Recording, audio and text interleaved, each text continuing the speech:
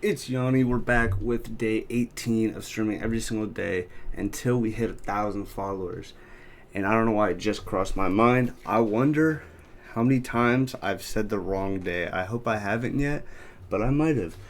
But that's beyond the point. We'll sidetrack there. But we played Blind Descent, the early access yesterday for the second time. I was gonna play Distraint today, but I'm just feeling very under the weather, I guess. Sick. I don't know. Not even. I just feel kind of tired and just. I work early tomorrow morning, so we're gonna do an easy stream. It's just we're gonna watch some EWU exploring with us. Shout out to them because I've absolutely loved their videos lately. Very descriptive crime videos. So I'm gonna pull up one of them, and hopefully we find a good one. EWU. I just love how they analyze people and do like the interrogations. That's my favorite part. Oh, Unsolved. They have Espanol.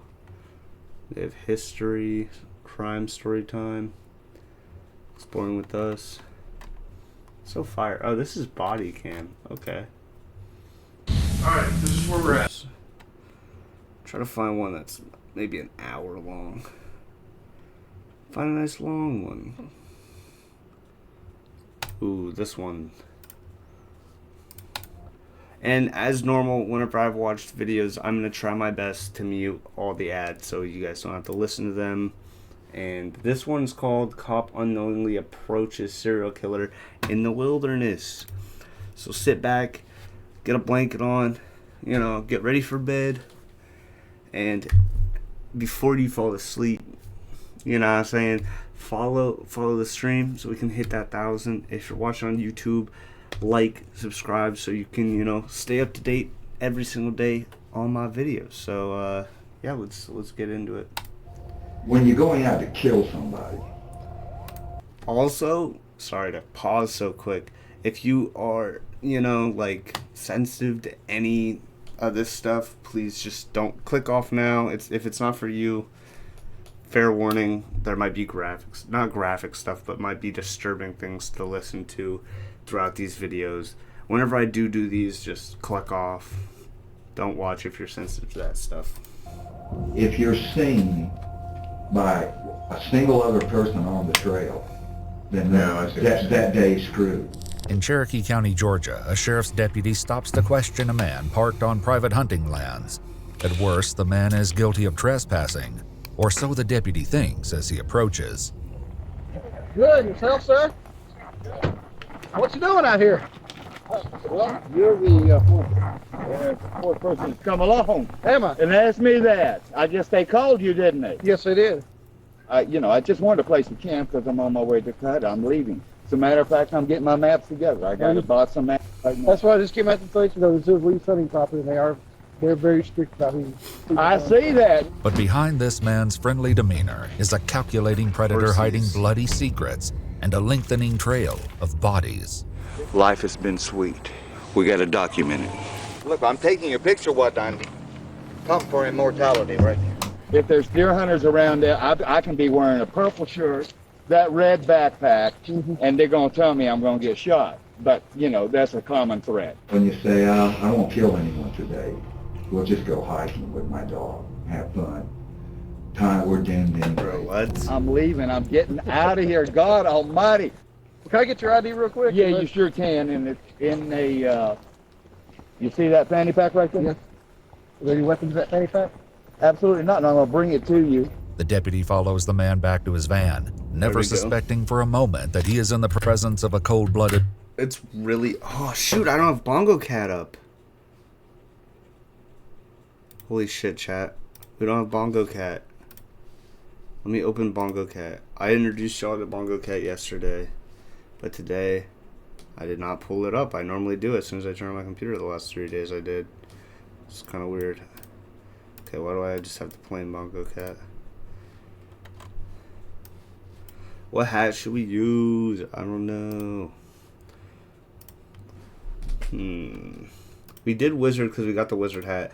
I don't think we saw the Pickles one, so I'm going to keep the Pickles out. But throughout this, we should get more hats. I'm going to put him right next to... let's put him down here. That's good. There we go. I wish I could make them bigger. I don't know if I can. Auto start? Ooh. I don't know if I want that on, though. Snapping, disabled drag, ignore clicks, gaming mode, always on top, chest pop up.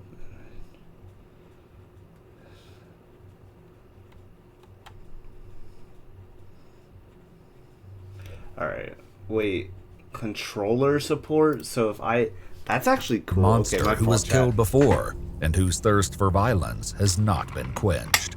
And when you get down to the bitter end, you ignore all the rules you set, which I did. Oh, I do have an expanded command lane right there. Don't get nervous. The following report is based on official police records, and most of the footage has never been seen before until now. The first sign of trouble in Leon County, Florida comes when 46-year-old nurse Cheryl Dunlap doesn't show up for her Sunday school class.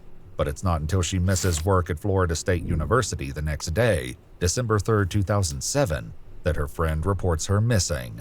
Her adult son goes by her house, hoping to find an innocent explanation.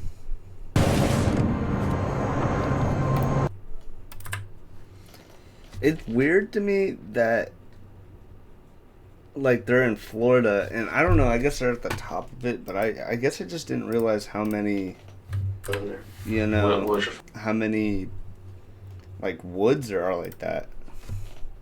First thoughts, this ain't good. She's been missing for 2 days, and that dog is still there. That dog is everywhere with her.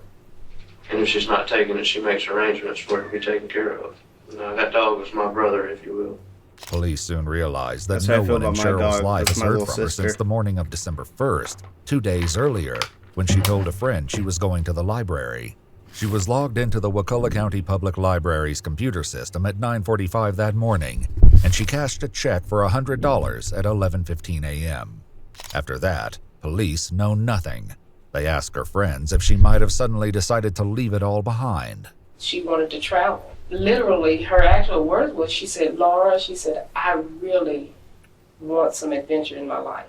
But she also said that she wanted them through Michigan. My question is, when people say that, like, oh, they might have ran away, like, most of these people talk to people on a regular. Why would they just disappear and run away? Like, unless there's some sort of reasoning for that. But, like, most of these people are active with people.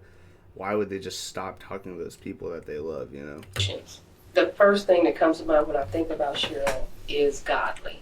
You hear about people that are Christians, but she was the type person that she really, really, really tried to live this Christian life. I mean, the way the Bible said. The idea that Cheryl walked away from her job, her friends, and her two sons doesn't seem likely. Plausible. And the likelihood dims that afternoon when Cheryl's car is found parked off the road near Leon Sinks Geological Park. It's been abandoned. There's no sign of Cheryl or anyone else. Then we got the call that said they found the car while we were there at the house. So we went there. And I just sat there watching them process it for a little while. And I had heard over the radio that there was a foul odor coming from the trunk. So I wanted to go see myself if it was or wasn't. So I stood around there and I couldn't smell nothing. So. But there are troubling signs. Her purse and keys remain in the vehicle. Her belongings are scattered across the seat, and one of the rear tires is flat. When police take a closer look, alarm bells begin to sound. The tire appears to have been deliberately punctured. Signs of foul play are mounting, and it has Cheryl's friends in turmoil. I've lost a brother suddenly. I've lost a sister. I've lost my mom and dad. And nothing has shaken me like this. Absolutely nothing. Her son, meanwhile, reflects on a memory he fears may haunt him forever. I started trying to call her and ask her opinions about what I should do with my life. She didn't have her phone on that day. And I was outside building the pen when she called back. And I told her I couldn't talk or anything. Dang, that's depressing. A couple of weeks ago. That was the last time you talked That's to her? actually I didn't even scary, talk to chat. But that's the last time you heard from her? It kind of just, like, opens your eyes hearing, like, I know these bad things are hard to listen to sometimes, but, like, I feel like they just open your eyes to the fact that, like, not that anything bad is gonna happen to anyone that you know, but like to just really show love to people that you love, you know, before, like, at some point, no matter what the cause is, you might not have the chance to. So it's like, you know, you gotta be loving. Cheryl Dunlap's picture is splashed across the local media. A couple reports seeing her at Leon Sinks on the afternoon of December 1st, sitting on a bench reading a book. From that point forward, her whereabouts are unknown. That is, until police learn from Cheryl's bank that her ATM card has been used 5 times between December 2nd and December 4th to make withdrawals totaling more than $700. So if someone used her card, they would have to know it or either get it from her. It wouldn't be where they could just look at it and see it. No. Probably the only way that she gave up that PIN number was either they threatened her life or her grandbaby's lives. Investigators head to the bank's main branch to see if there's video, while also looking to the public for help. Do you remember seeing a gentleman that might have roused your suspicion at all? No, there's a lot of people come in here that rouses my suspicion. I look at every one of them. Police have a long investigation in front of them, but what they see at Cheryl's bank makes it clear that there's no time to waste. In video of her recent ATM transactions, detectives see what they feared most. It's not Cheryl Dunlap using the ATM, but a shadowy figure wearing a disturbing homemade mask. That is pretty disturbing. Investigators note that the man is tall and thin, but that's not a lot to go on, even for those who know Cheryl best. Any suspicions as far as people? I can't imagine anybody. Because I mean, my mom's that type that everybody loves her. She doesn't have any enemies. She's not a Lulu that she would just go disappearing. Even the description of the guy on the ATM machine, I can't think of anybody out of description. Skinny, tall, lanky. Can't think of anybody. The identity of the man behind the mask remains a mystery. But a month later, more than 300 miles to the north, another woman would suddenly vanish. And this time, the monster wouldn't stay in the shadows. On January 1st, 2008, a 24-year-old Georgia woman named Meredith Emerson leaves a note for her roommate before heading off on a hike with her black lab, Ella. When she still hasn't returned by the next morning, her roommate files a report with the Union County Sheriff's Office. Meredith's boyfriend goes looking for her car, which she finds in one of the parking lots at Blood Mountain, one of Meredith's favorite hiking spots. He leaves a note on her car, and with the... I think the scariest part about all this is that, like, they're all in the woods. Like, just, like, the woods is so creepy to me. Like, I hate the ocean and the woods because they're just so unknown. Because there's so, like, many places to hide. Like, the ocean you might not think there is, but because it's, like, open water. But once you get to the bottom, oh, my. It's dark. It's just... it gives me the heebie-jeebies thinking about it. Like, I could throw up thinking about just, eventual help of friends and police begins searching the trails and the surrounding wilderness. Soon, news of her disappearance is statewide, as an investigator with the Dawson County Public Defender's Office told EWU. It hit the papers here because where she went missing is not far from here. So the county was put on full alert. I mean, we were aware of the case probably as soon as she was declared missing. But despite the intense search effort, there's no sign of Meredith. Investigators talked to several people who saw Meredith on the mountain on New Year's Day, and it turns out they noticed something else as well. An older man lurking nearby. Ew. One witness says he even came across a suspicious scene a few minutes after seeing the two. A disturbed portion of the hiking trail, as if there had been a struggle. Yeah, okay. Left behind on the ground were he's several like on that items, creepy including water shit. bottles, a dog leash, and most ominously of all, He's like an following expendable police baton. Witnesses he beat described the the man shit out they of her, saw with probably. Meredith. A 60-year-old white male, around 5 foot 10 inches, 160 pounds. And they mention another fact as well. He had a large reddish dog with him. Police share these details with the local media, and the tips start rolling in. Could this man be responsible for Meredith's disappearance? Could he even be the same sinister figure seen taking money out of Cheryl Dunlap's bank account a month earlier? The cases are eerily similar. Two women, alone by themselves on national forest land, and now both of them missing. In Leon County, Florida, the tips in Cheryl's case are beginning to take on a familiar shape.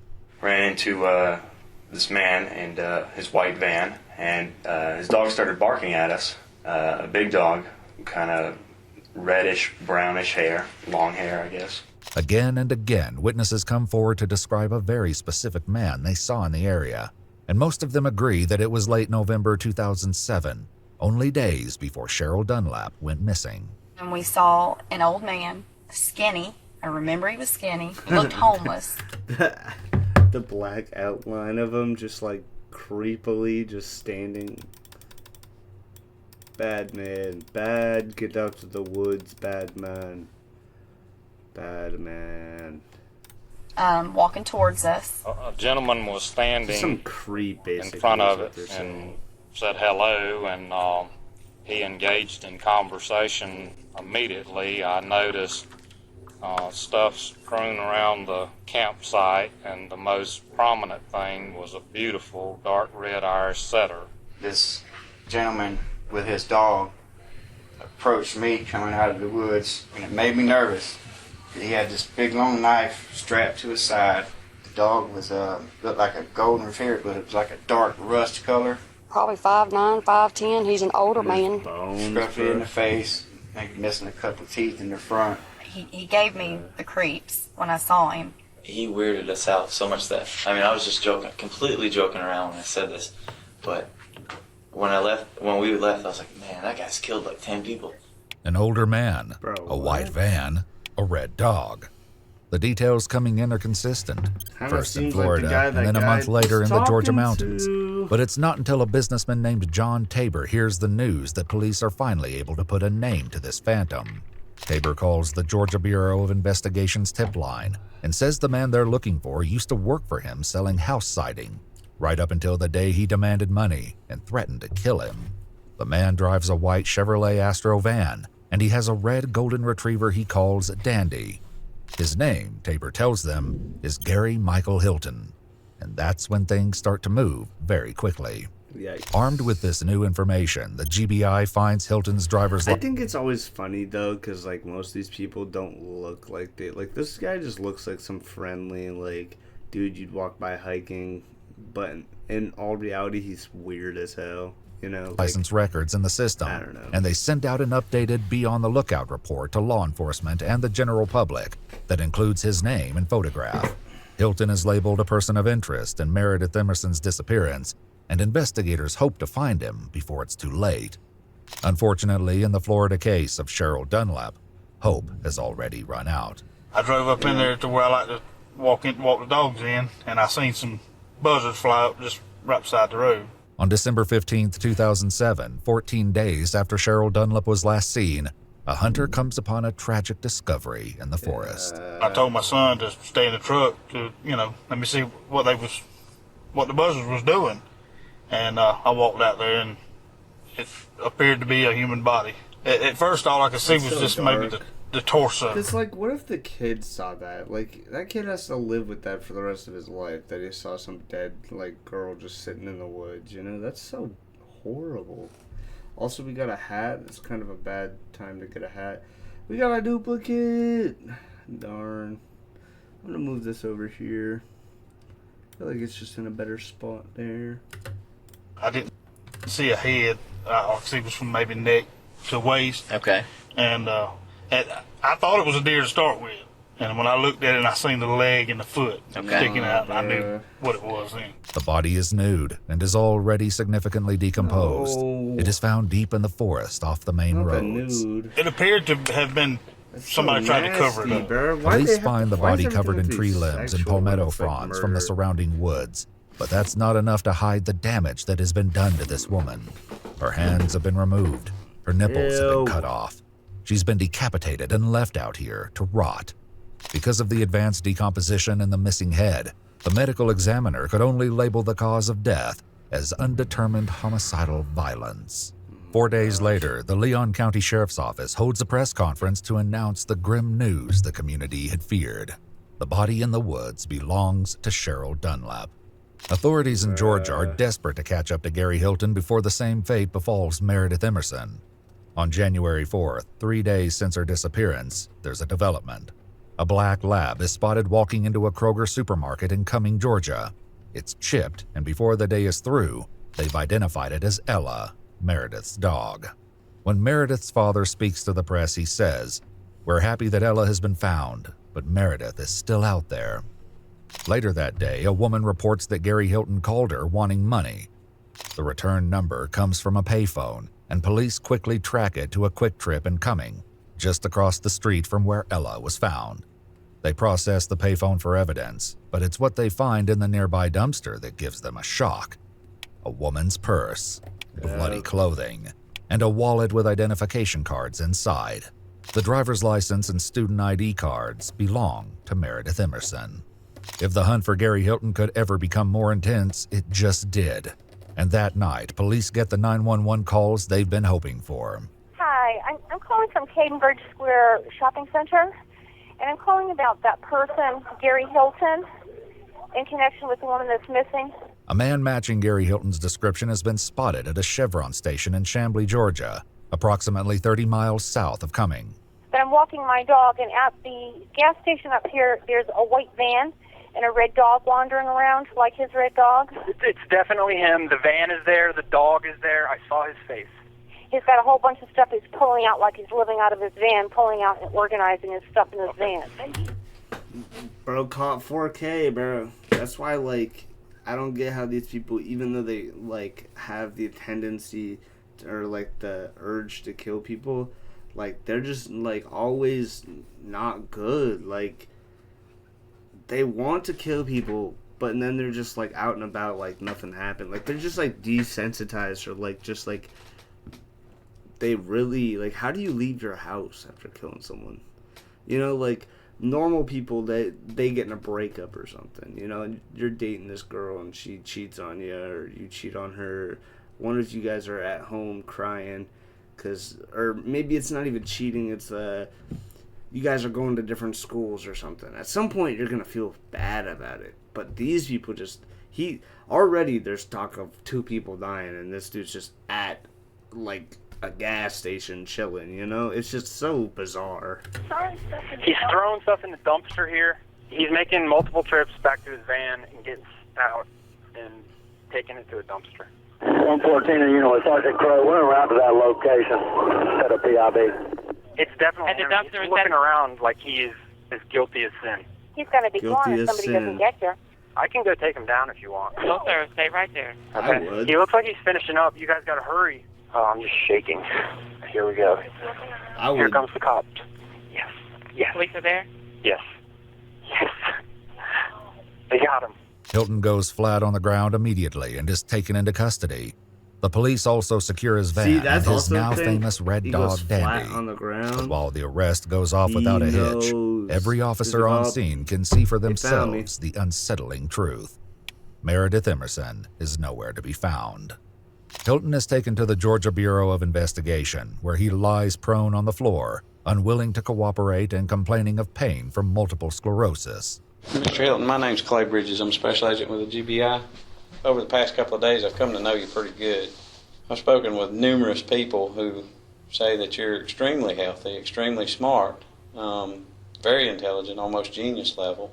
I would prefer to talk to you if you were kind of sitting up and I could look at you a little bit. And I understand that you're a distance runner and that you a very healthy individual.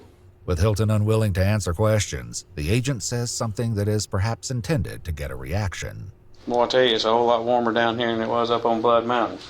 But Hilton doesn't take the bait, and neither the GBI nor the doctors can get him to talk. We're going to take really good care of you, okay? That's the thing where it's like you're laying on the ground like a little child. You're not talking. You won't even say hello to them. Like, you're just obviously, like, guilty. You're, like, throwing a fit. Like, I didn't do nothing, but you obviously did because you're freaking out about it. Why are you laying on the ground? Like, stand up, sit down, talk to us. Nah, I'm laying on the ground. That makes you look like a freak. And it may not be a crime of being a freak, but then they find out what freaky shit you're doing, and then it is a crime. Basically. Like you already have. Yes, sir. Do you feel like you've been mistreated? Yes, I have. When was the last time you had a good meal? Yes, I have been mistreated. I'm talking They to didn't you. let I'm me kill a making no bunch of people. statements. That's I pretty don't rude want of to be them. interrogated anymore. Shut up. Well, if you don't want to talk to me, then I'm going to make the decision that right now you're not an immediate life threat and that you could possibly stay here with these gentlemen, continue doing with them what they need to do with you, okay? Put me back in the handcuffs. There are many signs that Hilton has been in an altercation, including a cut on his nose and a badly swollen right hand. GBI agent Clay Bridges leaves Hilton with a final thought. Remember what I told you about that, about Meredith? You need to go ahead and just tell us where she's at, okay? That's so much more in your favor. That's just the thing. Aside from it being the right thing to do. Hilton isn't moved by this Feel like appeal to almost his conscience, which is perhaps not surprising if he's the man guilty of killing Cheryl Dunlap in Florida. And the evidence is growing. The tips keep coming in Leon County, and police search campsites near where Hilton was reportedly seen. At one, they make a horrifying discovery: a burn pit, amongst which they find charred finger bones and skull fragments. The limited remains make DNA identification impossible, but police are almost certain that the remains belong to Cheryl, and it won't be long before evidence in the Meredith Emerson case draws an undeniable line between the two women. With Hilton unwilling to talk, police in Georgia focus on his van. Since Hilton has been living in the Chevy Astro for a long time, there's no shortage of things to look through. And along the way, they come up with a fascinating discovery: a Sony digital camera and several memory sticks containing some very interesting videos. Look, I'm taking a picture what I'm doing. Come for immortality right there. Good. The camera's right there. Isn't it crazy though that dogs are so loyal that they're like loyal to like murderers? Yeah. Oh yeah. These home videos give investigators an unprecedented look into the life of a violent drifter. Yeah, he's just a real red, and he has that Irish confirmation also. Okay, come on, honey. Let's get. Good boy. Now you got to stay out here. Okay, now we're going to get ready after he's greeted, and we'll be all happy. You got to stay right here, Wawa. You do. The police will soon discover much darker recordings on the memory sticks. For now, they charge Gary Hilton with kidnapping in the Meredith Emerson case. It remains to be seen if additional charges will follow. As police transport Hilton to the Union County Jail in Georgia, his attitude has improved, but his willingness to answer questions about Meredith's whereabouts is not. You guys are pissed at me, so hey, I ain't. Come on, bro. You get the cops pissed off, man. You must be bad. All right, now you ain't gonna do nothing squirrely on Oh, this, right? yeah, like I can whip you. Sure. He's sitting there with one gun in the holster and the other in his seat. I mean, Jesus Christ. He's gonna turn around and cap me. I am okay? Totally. I was trying to figure out who I was gonna give my dog to before I turned myself in. I saw the paper. I caught the paper. You're gonna turn yourself in.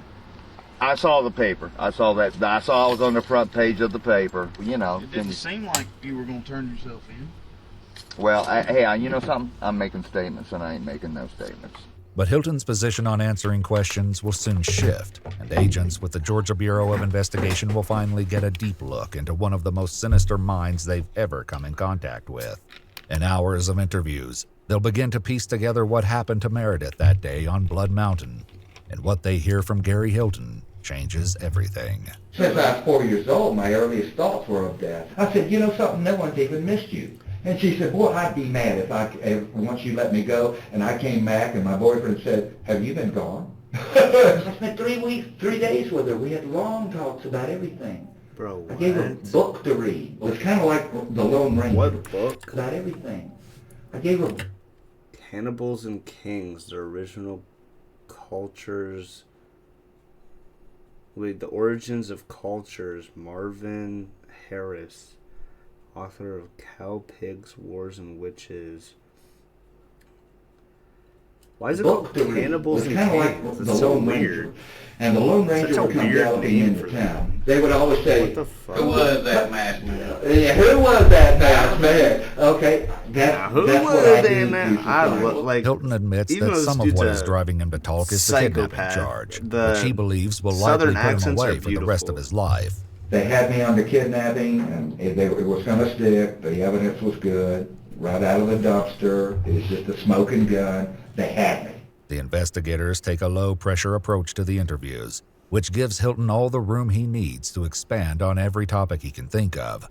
including his history of conflicts with the other dog owners he meets while hiking. The average dog owner doesn't know jack about dogs. The average animal control officer doesn't know jack about dogs. They anthropomorphize. That means assigning human qualities to something. Anthropomorphic. Okay? And they assign human qualities to dogs. And what that means is that they want dogs to be like humans, which is be nice and get along. Well, that's not the way it is in the dog world. Because when dogs talk to each other, you know, they quite often revert back to the wolf world. And the wolf world is more incredibly savage and brutal than you can ever imagine. Humans don't understand that in the dog world or the wolf world, there are no assault and battery laws. There are no murder laws. And quite often, there is no fear. Okay, imagine such a world where there's no murder laws. Before Hilton can go too deeply into his fantasy of a world without laws, he explains how to handle confrontations with dogs and their owners. My goal in a stick fight with a human or a dog is not to make contact with the dog. A successful stick fight is preventative. To me, is shaping it with a stick and not making contact. Because it takes it to a whole nother level when you make, especially with a human being. You hit a human being with a stick, regardless of the situation, it's probably going to ruin your day, buddy. And it may not go your way either, even though it always has. I've had the police call on me 30 times at least, and no exaggeration, in 17 years. Hilton's history with the police is well documented, and not all of it concerns other dogs. He has a history of theft, telephone fraud, arson, and was even accused at one point of attempting to murder his own stepfather. His conflicts with the law haven't settled in recent years, as demonstrated by police dash cams and his own home videos. What do you have on your hands there? Don't ask me, man. He's about to take off. Sir? Okay, look. I've been nothing but respectful for you, but if you're gonna continue to create a problem, we can take it to the next level. Putting out leaflet soliciting? Yes. You're the lawman, you are the law. I'm going to check it out, and if it ain't the law and you're wrong, you come talk to me. I'm not talking to nobody. I'm filing and I'm suing because you're interrupting my work. Go right ahead. But it's one particular encounter with the cops that catches the public's attention after his arrest. You bumped into a Cherokee County deputy up on some private hunting property back in, it was October or something, and that was widely publicized. I've got maps of the area, and I was headed to Cohutta. Going from Lawrenceville, but I'm out of Shannon. Weirdo, bro. And I camped out there 20 years ago. I can show you. I got a WMA map right now. You may have 20 years ago. Yeah. It probably was okay. When the footage comes out, cops working the Cheryl Dunlap case notice the cap Hilton is wearing. It bears a striking resemblance to the one in the ATM footage from Leon County. You know, I just wanted a place to camp because I'm on my way to Cohutta. I'm leaving. As a matter of fact, I'm getting my maps together. I got to buy some maps right now. Did you hear, did he get on tape my joke about deer hunters?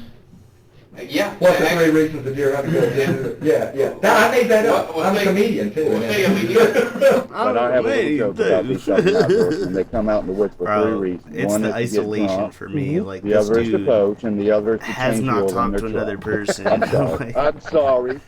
But he's like weirdly smart on it. But though Hilton has suspicious items in his possession, acts very friendly. I do have an expanding timeline right there. Don't get nervous.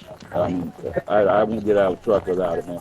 The deputy lets him go on his way, unaware that he's releasing a vicious predator back into the wild. Yeah, that's Is it almost like a little acting on your behalf to, I don't know, kind of steer this law enforcement officer away from you, or? Well, with him, no. I was being perfectly candid with him. Hilton says that certain police officers will immediately recognize when they're dealing with a pro. You and I were talking earlier, and you described yourself as a pro.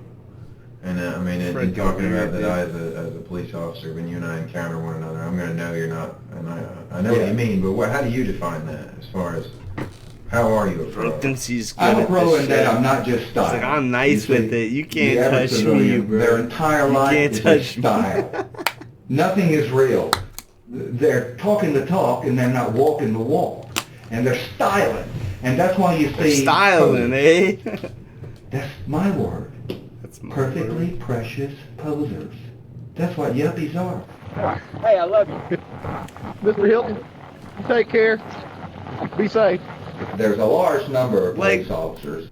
That's the thing. There is no freaking way that this dude's a killer and he just told the officer that he loves him, like, in such a wholesome, like, hey, thanks for talking to me, have a good night type. Like, yet this dude just, like, as we know, I think it was 2 people he killed. Or the one's still missing, they haven't found her body, but it's still, like, it's kind of weird, bro. It's kind of weird how he can go from being super nice and then I guess he's a killer, you know. I'm pretty sure he is. I've seen these type of videos. This dude most definitely killed someone. It's just very hard to, like, believe. That are highly experienced. Right. And that they are pros. Right. And they recognize a pro when they see a pro. Right. And I'm a pro. This wouldn't be the last time Hilton would I'm a manage to pro. keep his true nature Shut hidden from up. law enforcement in the closing months of 2007. On November 17th, only 2 weeks before Cheryl Dunlap went missing, a Forest Service ranger spoke to him near a campsite in Leon County. From what he told me, he was returning to his campsite, and he was walking along the road. He had a dog and a walking stick. The ranger runs the tag on his white Chevy Astro parked back at the campsite. What is that? Who did the van come back to? On his white Chevy What is this? That might be an air, like, to fill up the tires, like air to fill up the tires. That might. Astro parked back at the campsite. Who did the van come back to? It came back to Gary Michael Hilton. It will soon come to light that Hilton already had blood on his hands before speaking to these officers. Nonetheless, he's in custody now, and then a series of audio and video interviews with the GBI. He will finally reveal the full story behind what happened New Year's Day on Blood Mountain. But anyway, it's a good Why place is to it hunt, called in that Blood you have a Mountain? huge selection. Wait, can we just take a second to thank Yesurski4 for the cheap viewers on streetandboo.com. Remove the space at something something. I don't even care. Thank you so much for commenting or what's it called, chatting it up with me over some dumb shit. Appreciate you. It's a bad place to hunt. Love you, in that bots. you love bots. people. So the way you Love would the do bots. it, so the way you would do it Wasting my would be damn to time. look. in Like I'm gonna blind, buy so to streamers. speak, off the trail. You ain't getting no money Observe for with me, binoculars pal. And work. Scooch it, you know But what I mean? I didn't do that either because I like to hike. What I'd like to know is how accomplished of a hiker are you? Oh. I mean, you've been to. I'm gonna tell you something. Mount I'm gonna Everest, tell I you something. climbed them I've all. never met anyone ever, and people are full on this too. I've never met anyone anywhere, any way, that has the time in the woods and the time on the trail that I have. I've never worked full time anyway in my life, except for the U.S. Army. Hilton was enlisted in the Army as a young man before being discharged for demonstrating symptoms of psychosis, You're a an early psychopath. glimpse of the darkness to come. Did you know Meredith Sorry, Emerson lady. before the other day? Okay. At what time or when did you first become aware of her, or when did you first see her? On the mountain, at the intersection of the Herbert Reef Connector Trail and the AT, at that intersection. How did you strike up a conversation with her or whatever? Dogs, you know, people that have dogs, dogs are going to meet, and anytime I encounter someone with a loose dog specifically, which both of ours were, a larger dog, I immediately determine the sex of the dog, because I have a male, and You know the DVD I don't allow my dog to meet adult males. So you asked her what sex her dog was? Or, yeah, that kind of thing. And she stopped at that location to eat and eat some trail mix and to give her dog water. After a brief exchange, the two continued hiking, and the 24-year-old athlete quickly put distance between herself and Hilton. But soon enough, Meredith would come back too, down that's the just trail, weird. and this time, Hilton would be ready. Did you form an opinion at that point, or did you form an idea at that point that you wanted to abduct her at that point? Yeah. Okay. This was driven really by nothing but, well, the desire to obtain That's her actually card. weird, That though, was because the he sole plans purpose. it. He wanted her card number. Yeah, and rather than pick a guy who would, or a couple, with a guy who might really fight, you know, because if you want a card VIN number and the guy That's the fights, thing, you got to though. kill him. That's the thing, though. is these serial killers that kill only women are low-key bitch made. Like, not saying killing people is okay at all. That's not what I'm saying. Don't twist my words. But killing only women and you're a man, you're a bitch, bro. Throw hands with me. Like, you ain't trying to kill fucking Brock Lesnar walking down the trail. You ain't trying to kill, like, fucking, I don't know, Steph Curry walking down the trail. You're trying to kill just straight up women. Like, you finna go hands on with a woman, but you can't go hands on with a man. You're bitch made, bro. Like, you're bitch made. Because if there's a man, this dude's definitely not abducting the woman because there's a man nearby. He's a bitch, bro. That's the mentality, is like they're going after weak people, bitch made. Like, that's like me if I were to walk up to like a 4-year-old at the store and shove her over. Why wouldn't I walk up to the 25-year-old buff man and push him over? You know, because I'm a bitch if I did that, you know? Like, it's just bitch made stuff. Like, this dude see a man walking, he ain't want to kill him, because if he walk up and that man a little stronger than him, he dying, you know what I mean? Like, lame as fuck, bro. Don't kill nobody. If you are only trying to kill one person, like one specific type of person, I honestly think it's worse than like killing random people, you know? Because like then you're just targeting like a group. It's just weird, or it's like some weird obsession.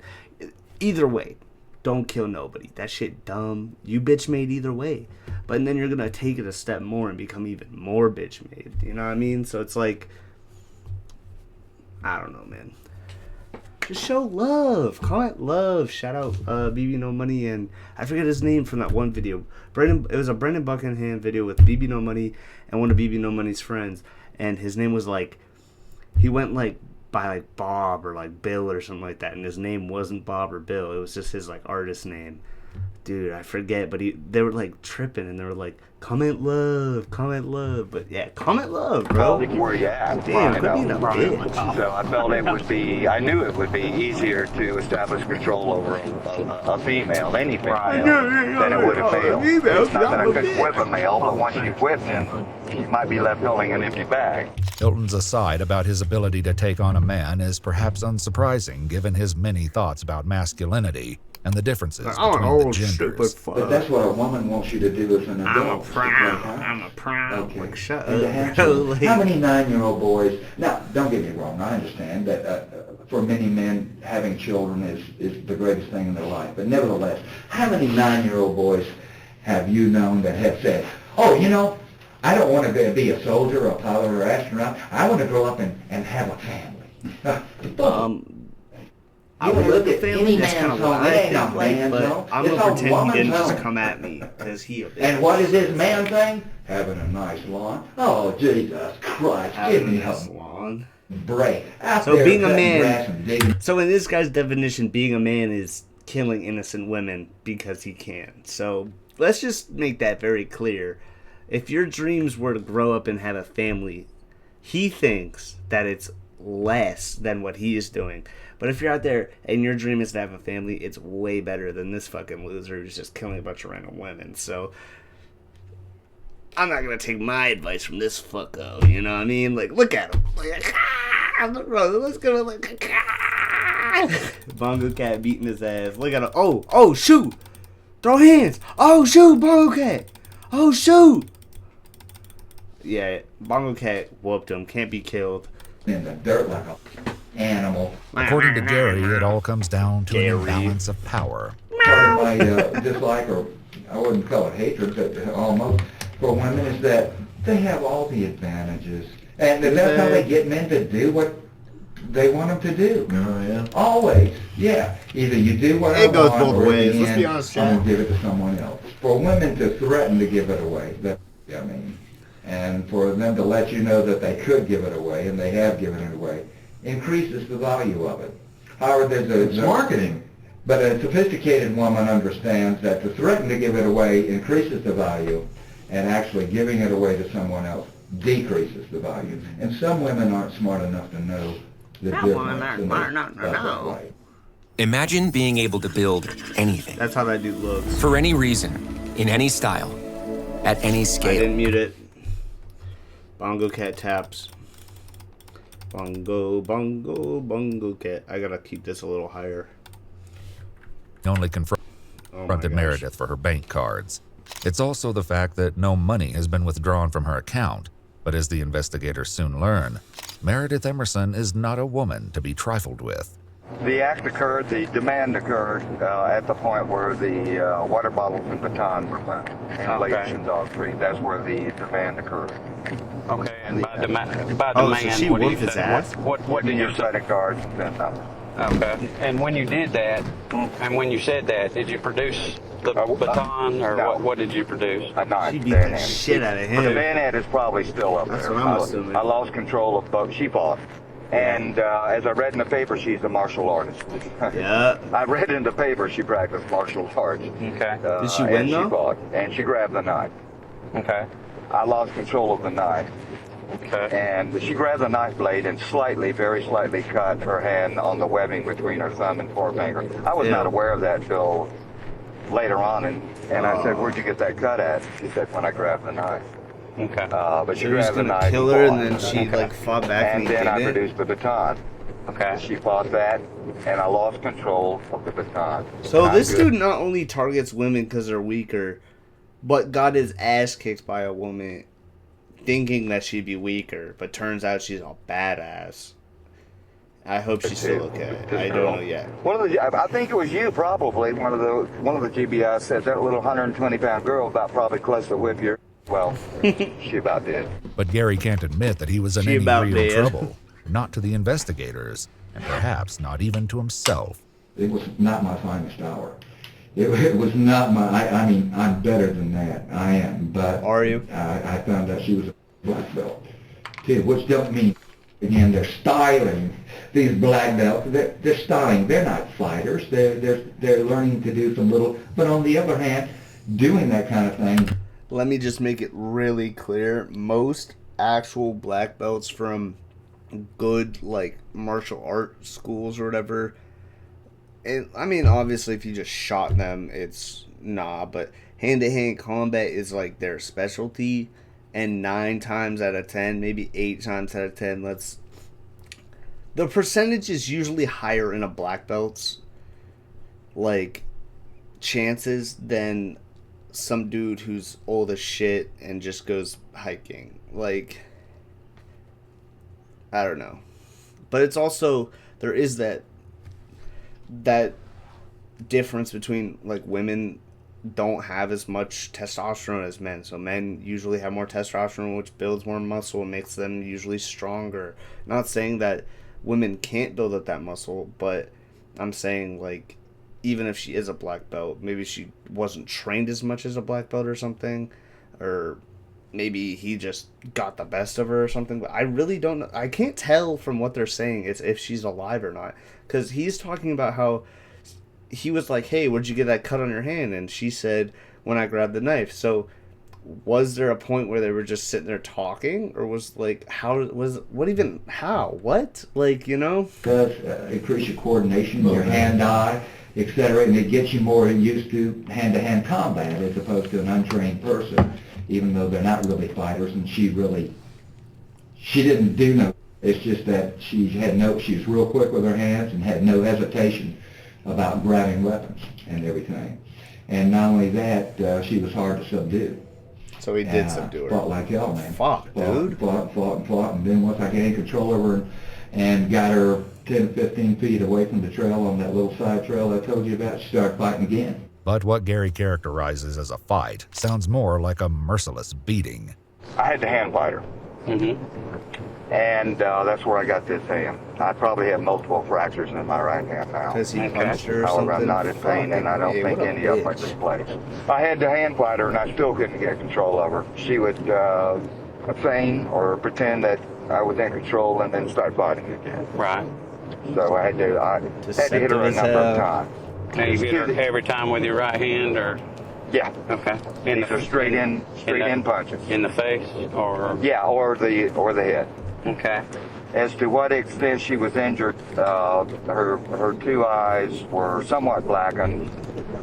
She may or may not have a fractured nose. I checked with her a number of times, and She was not in any pain other than, afterwards, she was not in any pain other than a headache. I offered her and gave her aspirin. So at what point did he kill her if he did? Like, why would she stick around with the dude that just tried to beat the shit out of her and kill her? Like, I don't know.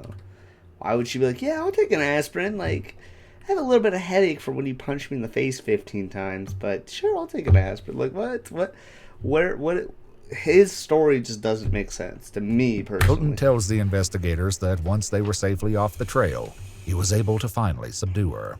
So I got control of her again, quieted her down, got control of her again, and I kept her moving down that close trail around the corner of the mountain, so to speak.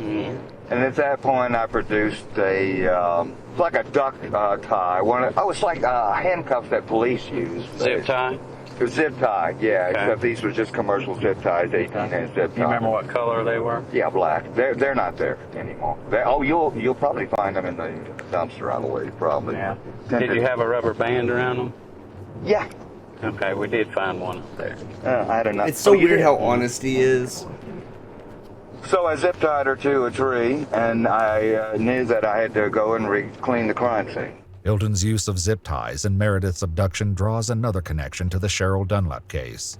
Investigators searching several of Hilton's Leon County campsites find a number of items he left behind, and zip ties are prominently among them. But it's something else that Hilton leaves on Blood Mountain that will make the connection undeniable. Told her to be quiet and stay. Okay. And went back to clean the crime scene, but it had already been found.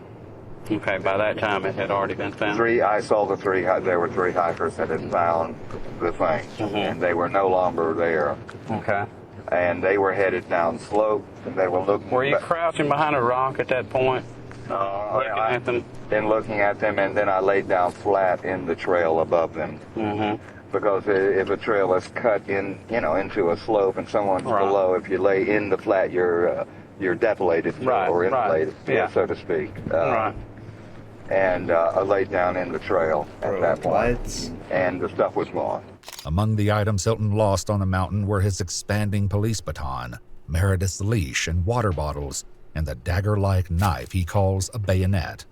When investigators with the Florida Department of Law Enforcement compare the blade of the bayonet to the hole in Cheryl Dunlap's tire, any doubt is put to rest. It's an exact match. If I'd been back to the crime scene just a few minutes sooner, just several minutes sooner, I would have beat those people that found the bat, and I would have picked it up. But as it was, I had to bite her twice, bring her all the way around the corner of the mountain, and then secure her to a tree, in spite of her protestations, and then go back for it. So my question is, if this guy is so fucking smart, why were there 3 hikers in the vicinity of finding this girl? That's what I don't understand. Like, this dude obviously enjoys this and obviously does it. Like, he did it to that other lady that they compared the knife to the tire or whatever. But, like, if he's such a genius, which I don't think he is, I think when they are like, oh, these crime people are so smart, I think, in a sense, like the Zodiac Killer, where they, like, I guess never found him or whatever. I don't know the whole story of that. Maybe he is, like, a genius, but it's, like, at the same time, like, how do we know that this is happening? Or how do we find out? Like, how is this dude in handcuffs, in an orange jumpsuit, if he is so smart? You know what I mean? Like, oh, he's a genius, but you're sitting here telling everyone what he did, Yeah. You're about to go to jail. Ask you about this, since you're on that point, one thing I didn't ask you about, did you have to put something to keep her quiet, a gag, so to speak, or anything like that? No. Was she unconscious at that point? Never. Well, I'm wondering why she wasn't yelling when you zip tied her to a tree, and when you went back to clean the crime scene. Is what I'm getting at. There comes a point. Sorry, I have to pause. New hat. The Viking. That's pretty cool, actually. So the new hat we got was the Viking hat. Where is it? It's right here. Viking hat. What's this? An Xbox cat? Or a cat with a controller? I didn't see I got that. That's pretty cool. And there's oars. The painting cat. The book. I like that. We're changing the cat. There we go. They fight, and then they submit. Right. And a lot of it is because of me. Right. Me. I reassure them. That it's going to be okay, but just quit fighting or you're going to get hurt. I tell them, listen, honey, I'm going to spend life in prison just because you said no. Gary has a great many ideas about how a victim should behave under Meredith's circumstances. But you know, the advice to people if they're abducted is to engage your abductor and to make yourself a person to them and not have them think of you as an object. To engage them, to tell them your name, to tell them about yourself, tell them about your family, tell them about what you tell your abductor that, you know. Tell them what you study, what your dreams and hopes and plans and schemes are, and try to engage them and make yourself a person rather than an object, because the abductor is psychopathic. He's looking at you in an inhuman way. You want to make yourself a human. No. It was always me. It was always me engaging them. First thing I ask them is, what kind of music you like? What? What a freak. Where'd you go to school? What you going to do? And talk to them. It calms them down. But none of them ever did that to me. Hilton tells the investigators that he would act much differently if put in that position. This guy's reasoning for wanting to kill someone is because he randomly attacked this woman and she didn't say, "How are you doing?" basically. What do you like to do? Shut up, bro. I mean, that's what I'd be doing. I'd be pitching a guy like hell. They don't even pitch me. Like, really, I won't say a word, you know. Just, you know, I'd be saying, hey, listen, hey, no sweat, listen, I'll tell them you had me blindfolded all the time. I didn't even see nothing. I don't know a thing. I have no good. Hey, I'm not even going to report this. Hey, just cut me loose, you know. Cut me loose as soon as you can. If I can get back for big alarms raised, I'll never even report. I'd be pitching the whole damn time. Meredith, who wasn't fortunate enough to have Hilton's instructions on how to be a victim, is subdued by other means. What did you do at that point? Went back to her and cut her loose. And she was not tied at all, except I put a loop around her neck. Oh, what kind of loop? Just a nylon cord, 300-pound test. Just wasn't even tied. It was like a loop. I put a loop line around her neck. So she and went just to like a run, leash, like a dog's leash, and that's the only way she was secured. Okay. And I told her that I had a gun, and you know, I was going to shoot her. Now, I didn't have a gun, but I had a BB pistol that looked like a gun, and I was going to shoot her down. You know, she took off running or something. You know, because you got to do that because most girls can probably outrun me. You know, not that fast. And after that. I don't know, if you have a cord around my neck, at some point I'm grabbing that cord and wrapping it around your neck. I'm trying my best to get out of that situation. Totally cooperative with me.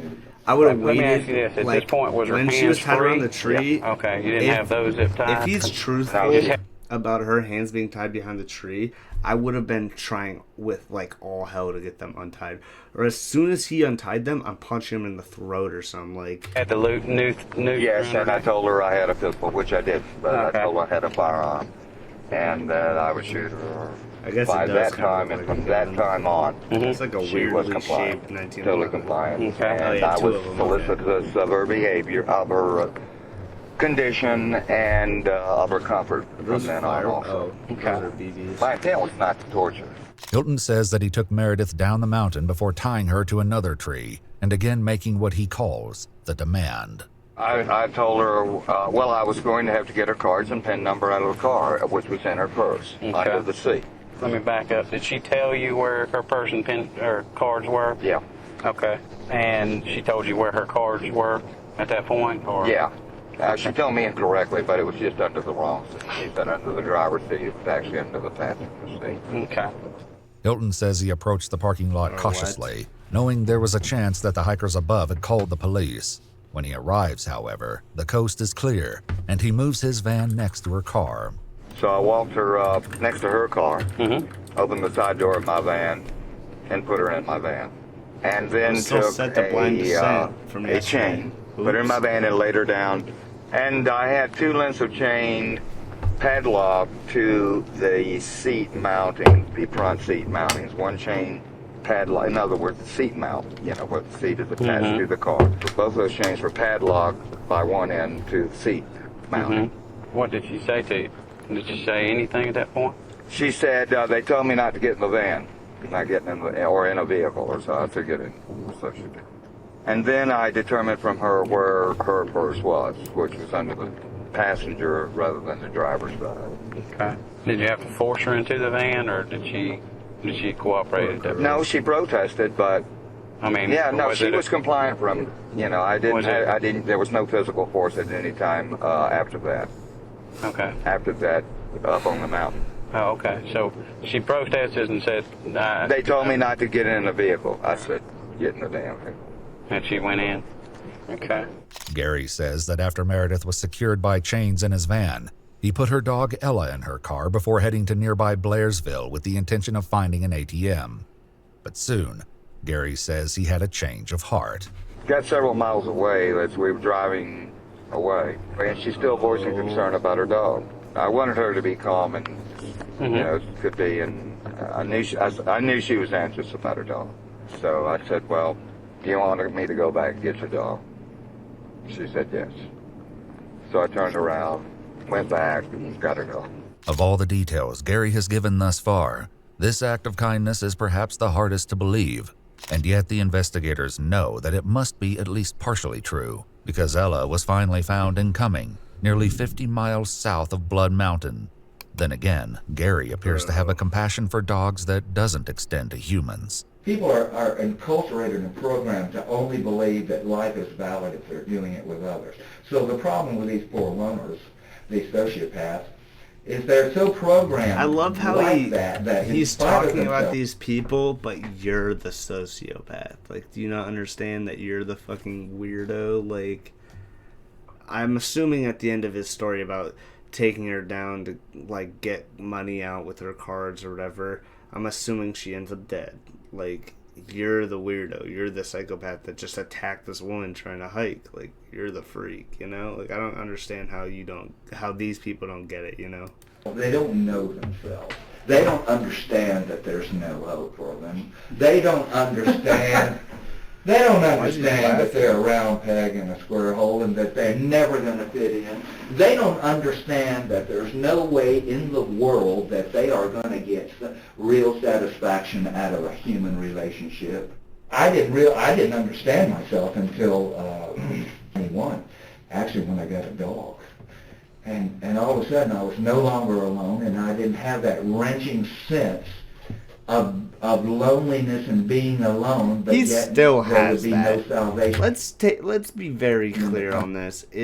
He says he doesn't need other companions, then why are you interacting with humans? If you don't need that, quit kidnapping girls and killing them. Like, kidnapping them, taking their money, and murdering them. You obviously have some sort of fucked up ideology of human beings that you wanted to kidnap them and do that shit. So it doesn't add up. And you love others. You're alone, your life is empty, alone, lonely, but there's no salvation or satisfaction in the company of others. It's a terrible, I see many, those are the worst kind of people. They're tragically unhappy. Of course, Gary's thoughts on the errors of humanity go well beyond sociopaths like himself. And there's a psychiatric school of thought that says existential anxiety is responsible for most of human neurosis. Yeah. Because what does neurosis mean, chat? I don't know what neurosis means. Where did he say that? He said it like clip back. We're the neurosis. Neurosis. Neurosis.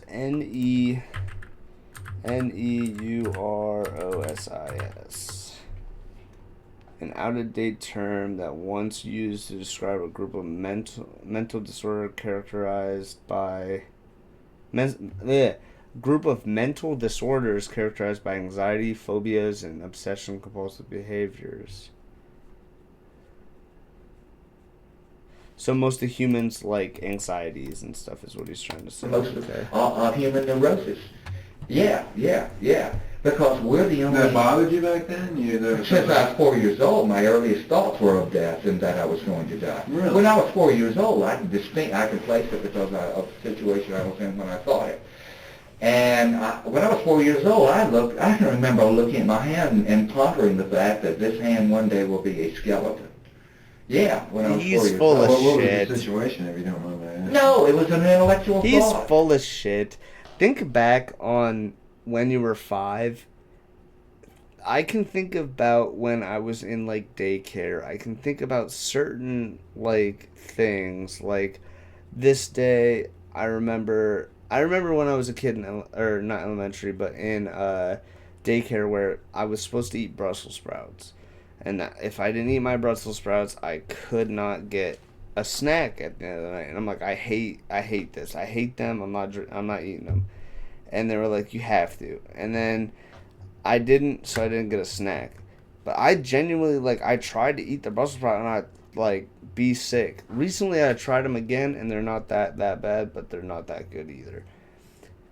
But this dude saying he can remember looking at his hand at 5 years old.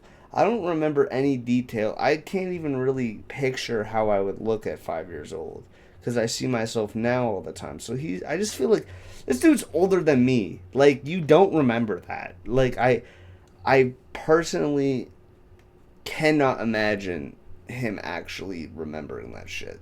I feel like it's just his brain rattling off, like, because a lot of the times when your brain can't remember something, it puts something in its place to picture it, you know? I also want to switch the Bongo Cat again. I'm going to make it this Bongo Cat. It was the awareness of my future non-being. The humans are the only animal that I know of that really has to cope with it, although it's really hard to tell. But it's a tremendous psychic load. It's the knowledge of our future non-being or of the inevitability of our death is the thing that shapes our entire life. Rather than lure Hilton back to the point, the investigators appeal to his ego. All your travels and camping and stuff, you get by yourself, you get a lot of time to think. And that's the thing. People gain a lot of insight now. Lawyers and everyone else ask me constantly, how come you're so seemingly intelligent? Are you well-read? Are you well-educated? You're right. You hit it right on the head. That's very perceptive of you. The reason I'm so seemingly intelligent is that I, alone amongst almost anyone, including you dudes, have time to actually stop and think about things. You don't have time to stop and think about things. You are so busy distracting your... Now that's where I'll kind of agree, because I spend a lot of alone time. Like now, I'm sitting in my room alone, whether or not I talk to people or go on Discord or play games or something. I do, after I get off stream, I do have a lot of time to think. And I think in that sense, he is not completely wrong. You know, like, I have more time to think than most people. And a lot of people don't have that time to think because they're working, they're at school. This dude sits in his van. He has more time than me to think times 20 because he's just sitting there. Oh, I'm not lonely, even though he fucking is. The reason he's thinking about all that stuff is because he has nothing else to do. Like, if I were to sit there and talk to my friend or whatever, I'm not going to be thinking about when I was 5, thinking about death. Like, he just obviously, he has perceived life in a certain way for so long, and he thinks that the reason he's perceived it, he hasn't changed, and these other people are stupid for not perceiving it the way he has. But in reality, he is lonely and has changed into this killer or something because of perceiving things the way he has. And it's not so much as him like perceiving things a different way. He's just had a different environment. Like me being from a family, or I live with my mom and dad. I'm in my room right now that my dad owns a house or whatever. My mom owns a house. My sister lives in the house too or whatever, blah, blah, blah. And I've perceived a life different than this dude. This dude lives in a van. He lives with his dog. Not saying that I'm better than him because I have these things. I'm just saying he could be better than me for having those things. He has a different life, and everyone perceives things different. And on top of that, he has a different environment. Like, growing up in a crack house is different from growing up in LA in a mansion. You know, it obviously is different. It's not hating on anyone different. It's the fucking truth, you know? Like, I don't know. Yourself, because you're it's just weird how he perceives things. The reality of this situation, especially in his environment. And you are okay. I'm gonna continue my rant a tiny bit. I just think him perceiving what he's doing and like kind of like talking about it normally is completely different than all the other people who don't live in the woods like that and think that's wrong. Even people who live in the woods like that still would probably think that's wrong, even if like it's killing someone, you know? Like, most people don't even like killing animals, like, but you know, it's just weird. I don't know, it's weird. It's just such a strange way of thinking, especially when you're sitting in an interrogation room acting like you're the shit and super smart. Like, I'll give it to him, he is pretty smart the way he's talking. He's using big words, he's talking about this and that about people, blah blah blah, blah.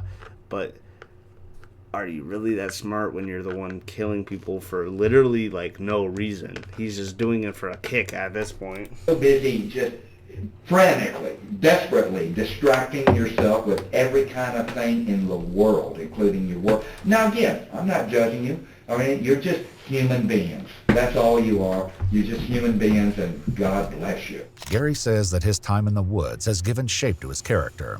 You got time to think. Fucked up shape. That's one of my personalities. I'm a philosopher. I'm a soldier. I'm a soldier, in quotes he says, but you only fight women, you only beat the shit out of women and kill them. So, are you really a soldier, or are you just a bitch? Those are all distinct personality types Loser. that represent distinctly different things. And I'm all of them. Like, bro. What's your artistic side? What do you mean by artist? Well, by artist, I mean truly in the sense of being an artist, in that you see everything in terms of not the linear, but the impression of it, and so forth. And as far as a medium goes, I'm an artist that people ask me, I tell them I'm an artist, and they say, well, what's your medium? Are you a sculptor or a drawing? No, my art is my life. And my art is weird. Delusion. Laugh! I'm an artist. My art is my life, and my art is weird. I'm actually buying into this. Of course, it's true. It's all true. When it's true, it's real. Everything I'm telling you is true. Everything I'm telling you is real. It exists. It's true. My work is easy because I use ClickUp. Here's how I keep track of all my... I can't hear you. Tells them that he even made the decision to yank some of his teeth out for the purpose of his art, and of course to stand out even more from the rest of society. They're grinning idiots. I call it a dental display, is what I call it. It's like chimpanzees and other apes, they do a genital display. You ever see a chimpanzee in a zoo look like that? That's a genital display. Well, they do a dental display. That's why I love my teeth. These are both artistic, philosophical statements, and they're practical too. If someone's with me, I'll go, you're pretty. Like that. It scares out of any damn people. They know I'm for real. I ain't no yuppie. See, I ain't posing. I got my fighting teeth in. Okay. And I present this fantastical spectacle to people. But I understand. They can't understand it because it's so fantastical. It's kind of like the Lone Ranger. And the Lone Ranger would come galloping into town. There would be all the schmuck townspeople, right? And here the Lone Ranger would be wearing this mask, a skin-tight outfit, a really elaborate two-gun rig mounted with silver with chrome pistols, and just a theatrical outfit. He'd be mounted on this beautiful Palomino. He'd have this trippy Indian named Tonto with him. You know what I'm talking about? And if the Lone Ranger would ride out again, what would they always say about the Lone Ranger? You don't remember, but not. They would always say, "Who was that masked man?" Yeah, who was that masked man? Okay, that's what I do to society. Though many of his home videos show Gary alone with Dandy, some of them do show him interacting with others, such as this Papa John's manager who seemed less than impressed with Hilton's version of the mysterious stranger. You tell these guys to quit terror driving. You tell them not to drive more than 5 miles an hour above the limit. You tell them to keep at least a vehicle length, at least, and it should be one vehicle for every 10 miles an hour. If this is Hilton affecting society at large like the Lone Ranger, one can only imagine the impression he made on Meredith Emerson. But while the 24-year-old may have... You tell these people not to drive, and you tell them to keep one car length apart for every 5-10 miles. It's delusions. It's not smartness. It's this dude building off of his delusions, you know? Neil deGrasse Tyson is smart. He knows about astrophysics. He is an astrophysicist, but he knows about that stuff. That is smart people stuff. This dude is talking about the natural born driving laws. Like, you're supposed to have a car length. Like, this dude's talking about normal shit, acting like he's the Messiah. It's just dumb as shit delusion to make up for the dumb shit he does and his loneliness. You know, like, no it's longer just physically childish. resisted It Hilton really after is. Blood Mountain. She wasn't done fighting him. I have a saying that when it comes to individual human beings, the answer is really simple. I simplify groups of human beings, and you really have to, actually, to preserve your scalp, for that matter. You have to make broad judgments about groups of human beings, but always understanding that individual human beings, the answer is really simple. It really is. The individual Hilton abducted on that mountain still has some surprise. So what he was saying there is, in a group of people, I'm white, so I'm going to just use white people as an example. White people, they're known for not seasoning their chicken or whatever. But then if you were to look at one white man like Gordon Ramsay, he's a great cook. He seasons his chicken, blah, blah, blah. Then it's not simple. But that's how it is. Like, in overall people, if you were to take a survey of every white person, most of the time they just cook the chicken on the grill or something. That would be a group person. But then if you go person to person, they don't cook their chicken or something.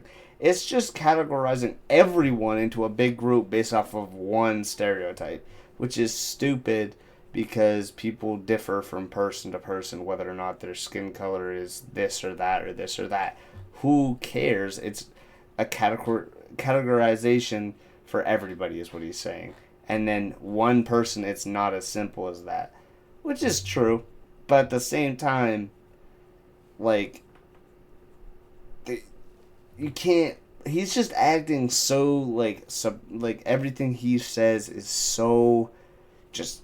Like, he's putting on a show for these two people. Like, he's the main act of this concert or something. Which is just... He's just spouting shit that makes sense, but is also just like, that has nothing to do with Meredith. What the hell are you talking about? This is in store. And when Hilton prepares to drain Meredith's bank account like he did Cheryl's, he realizes it won't be quite so easy. Went to the Appalachian Bank, attempted to run the cards. And they didn't work? Didn't work. I parked across the street. How many cards did you use? I had 3, but I'm really not sure because she had me run them so many times that I'm not, she had me run them in Blairsville, and then I went to Gainesville, then I went to Canton. Well, let's tried multiple times. Right. Card wouldn't work. It was either invalid or unauthorized, one or the other. So I came back, went back to the van. I said, honey, I'll go. Danced me around with 2 more PIN numbers. well, I think I did this, or I just changed it over, and I'm not sure, and this and that, and I changed it, and blah, blah, blah, blah, blah, blah, blah, blah. Go try it again. It'll work. This number, give me another 2 numbers. Not working, huh? You might as well just give it up. I don't know what the purpose of this, etc. Meredith convinces Hilton that he may need to try at another bank. 4 or 5 times she kept trying to convince you that it would work. That she did convince me. Right. She ran me back. I'd go try it like an idiot. I'm, like some eternal optimist. I had to go other than walk the 100 yards or wherever to it, run it, come back. She'd give me some other story, right. Or another card. Right. I got 3 of them to work with. I don't know why the reason for all this was. I told her later, I said, I'm not even going to ask you why. It's just that I'll never understand what the purpose of you've been doing this for. It may be that Meredith's strategy was twofold. One, as long as he didn't have access to her accounts, her life remained valuable to Hilton. 2, every failed ATM transaction left a digital footprint, potentially giving police a direct line to their location. Did you attempt to conceal your face in any way when you used it? Yes, I did conceal my face. How did you conceal your face? Held a towel over my face. It's another chilling echo to the Cheryl Dunlap case in Florida. The only question is whether Meredith's resistance would allow her to escape Cheryl's grisly fate. So when you left the bank attempts down in Gainesville, which way did you go? Back to Delano. Okay. Now it's too late, and I've had it. I'm like in the shape I am now. With the MS, some days I can't get out of bed, and then some days I'm good for a few hours, and my time was up. Okay. As far as being able to function or even think. And I started. So this dude's doing this with MS the whole time. What is MS again? I don't remember, but I know it's like a not good health thing.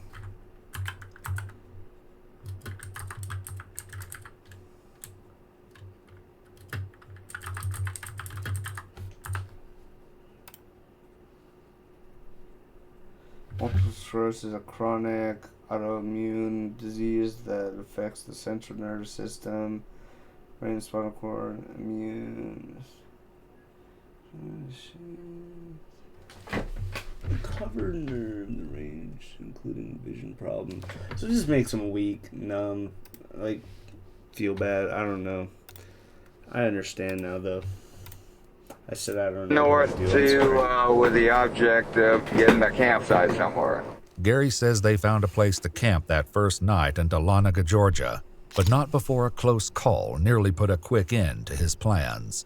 And the snow was coming in at higher elevations, and it was accumulating rapidly. And there was probably 2 inches on the ground on the road very quickly. And I was losing traction and control. And then I came around a curve, and the car had sort of slid off the road, and there was a sheriff's deputy there, a car with his blue light, and turned around and went back down just right past the sheriff's deputy again. Okay. She saw the blue light and everything, and was only loosely secured. Having eluded law enforcement, Hilton made camp with his hostage. Camp there, I gave her the best bag. I gave her the mattress that didn't leak. I got a +5 degree bag. I had 5 bags with me, but each dog got a bag. Each dog got a 20-degree bag. Where did you camp? In the van or out? Yeah. She helped me offload the van. Okay. I just unchanged. She was free after. She was only secured while we were moving. She was not tied up. And while we were asleep, I would tie a long length of nylon cord around her ankles, quadruple knotted, and then quadruple knotted at an anchor point in the van. That was simply to keep her from jumping up and taking off while I was asleep. Now, I got to ask you this. Was there any sexual activity between you two? No. And keep in mind now, we will be able to find out, but I'm asking you now if it's accurate or not. Was there any sexual activity between the two of you? Yeah. So he goes, no, and then the guy says, well, we'll be able to find out, and he goes, yeah, you're not very smart, pal. You're lying, and you're trying to make a big game. Yes, one time, first night, I told her, honey, it wasn't forcible, but of course it was unwanted. So right. But it wasn't forcible. Okay. And I told her, honey, I told you I was going to let you go. You run me around. You've run me all over North Georgia. Maybe put 150 miles on my van. We still don't. You've lied to me. Give me some. And she did. Hilton says that despite being abducted, beaten, and violated, Meredith was enjoying herself. No, she wasn't. She's not having a bad time. Right, No, she's been kidnapped. yeah. She wasn't in mental distress other than any kind of real. So this I was solicitous of her comfort. So you're and, telling me you kidnapped her, beat her the fuck up, violated her, and then she was having a good time? That's bullshit. Absolute bullshit. This dude's a liar. He's ugly. He's a piece of shit. Everything else. It's hard to know if this is delusion talking or simply another reflection of Hilton's disdain for women. He's got a new I hat. mean, the last piece of Smack I the shit out had, of him with except it. for here, New was hat. in '89. Was in January of '89, and I never. You kind of dropped out of the game there. I was never so happy after I did that. Oh yeah. Well, once you stop getting led around by the, and we all are, all of us are. That's right. That's right. That's why we become less than men. That's why we start doing a woman's agenda. Well, I'm going to tell you something. You take it from me. Really? No, you know what you're being fooled by? You're all being fooled. You're being fooled by a woman's instinct, not her free will. Her instinct is that of nurturing. Mm-hmm. That's because she raises the kids. And you're being fooled by her nurturing instinct, and she has a soft spot for kids and small furry animals. But I'm going to tell you something. You take it to the bank, pal, and you take it from a guy that begged professionally for over 20 years. The sex that is the most avaricious, accumulative, greedy, and heartless is women. Hilton seems to detect no irony, delivering What is he this sermon on talking women about? before returning to the story of how he kidnapped one. I determined the next day that I would go to Canton. And one reason I headed in that direction is that I had a person I knew that I thought, a plan B would be to try to get some money from her. She was in that direction. I don't have any money. I had $45 on me and spent $30 of my last $45 on gas, so I had no gas, no money. But anyway, that's one reason I headed in Canton. So I could go on to Cartersville if necessary and try to get some money. Who is this person that you were going to get money from? The person I was calling from the gas station were in Cumming where the clothes were found. That's the call I was making. She refused me and hung up. With Meredith thwarting his attempts to steal I from would her, too. Hilton says he reached out to a man he used to work for. Let me ask you this. I know that you made a phone call from Marble Hill also at one point.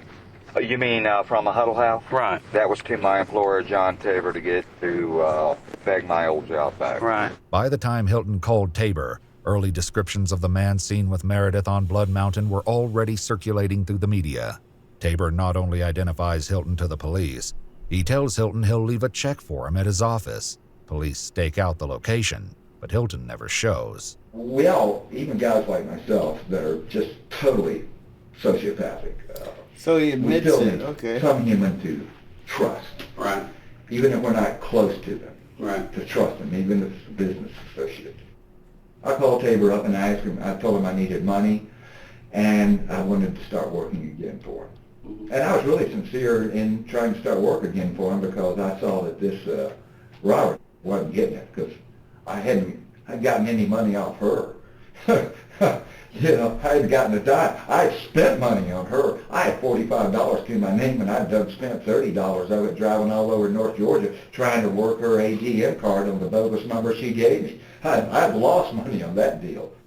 If Tabor had said, instead of trying to entrap me... I love how he makes it seem like he's just trying to rob people, but in reality he's kidnapping people, beating the shit out of them, and then killing them. Like, he obviously decapitated that one lady because she didn't have a head. Like, just really gruesome, nasty shit that he's trying to write off as just robbing someone, which is so bad, but not nearly as bad as killing someone. And it's just kind of sick that he switches it around and acts like it's all okay. What's the use of that? I mean, really.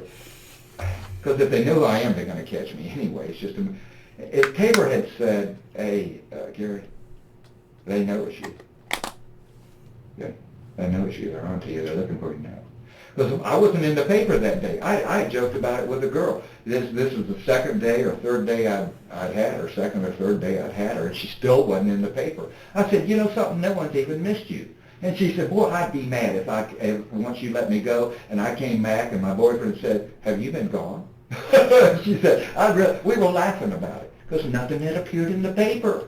Hilton manages to avoid the trap Tabor and police set for him, and at least according to him, spent a pleasant day with his victim out in the woods. Went to Dawson Forest and camped there, and you know, I think we spent 2 nights there because we went hiking the next day.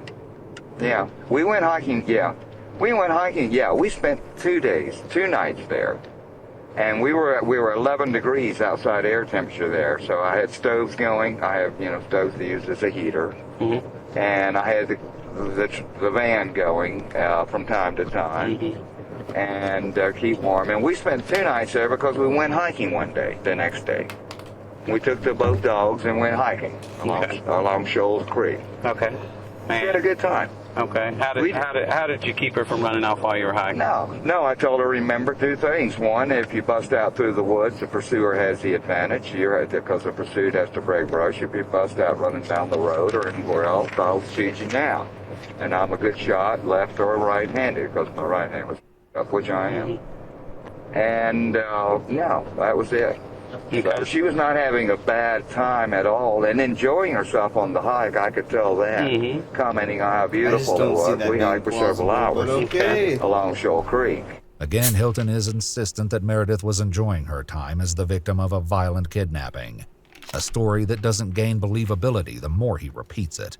And if his intention is to convince the agents that he has a heart underneath the cruelty, the conclusion to his story erases that possibility. And then the next day, we got up and told her she was going home. I said, I'm giving you all your stuff back. I had all her stuff backed up together. I made a point of showing her she always helped me load and unload, especially because my hand was messed up. And so in other words, consistent with being kidnapped, she was having a good time, other than, you know what I mean. Okay. That's such a lie. She's enjoying it, but she was. Well, hey, she was into it. It was. Well, let me ask you. She was at ease, totally at ease. Well, let me ask you this: did you guys leave the site you were camping at that point? No. Okay, no. We're packing up and telling her I'm taking her and I'm going to release her. Hilton says they left the campsite together, but soon he pulled the van over in another area of Dawson Forest. In between, he says, there was another close call. And there was a pickup there. And as he drove by, I waved at him. It was law enforcement. Really? Yeah. Okay. It was that close.